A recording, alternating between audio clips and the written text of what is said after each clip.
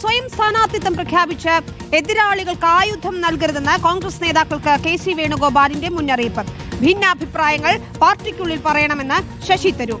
നിയമസഭാ തെരഞ്ഞെടുപ്പ് ഒരുക്കത്തിന്റെ ഭാഗമായി വയനാട്ടിൽ നടക്കുന്ന ലക്ഷ്യ 2026-ലാണ് നേതാക്കളുടെ പരാമർശം.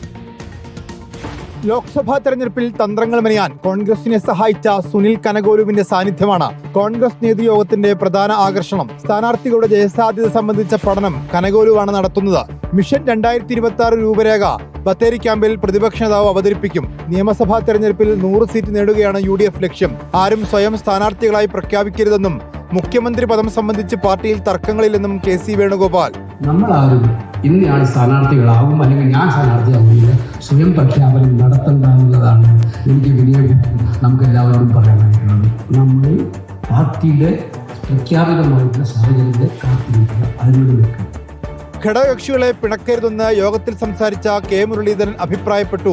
3 മേഖലയായി തിരിഞ്ഞാണ് യോഗത്തിൽ ചർച്ചകൾ നടക്കുന്നത്. തദ്ദേശ തെരഞ്ഞെടുപ്പ് ഫലം യോഗം അവലോകനം ചെയ്യും. തെക്കൻ മേഖല PC വിഷ്ണുനാഥ്, മധ്യമേഖല AP അനിൽകുമാർ, വടക്കൻ മേഖല ഷാഫി പറമ്പിൽ എന്നിവരുടെ അധ്യക്ഷതയിലാണ് യോഗം. VD സതീഷിന്റെ കേരളയാത്രയിൽ 70 സ്ഥാനാർത്ഥികളെ അവതരിപ്പിക്കാനാണ് നീക്കം. VS Ranjith, reporter, Wayanad.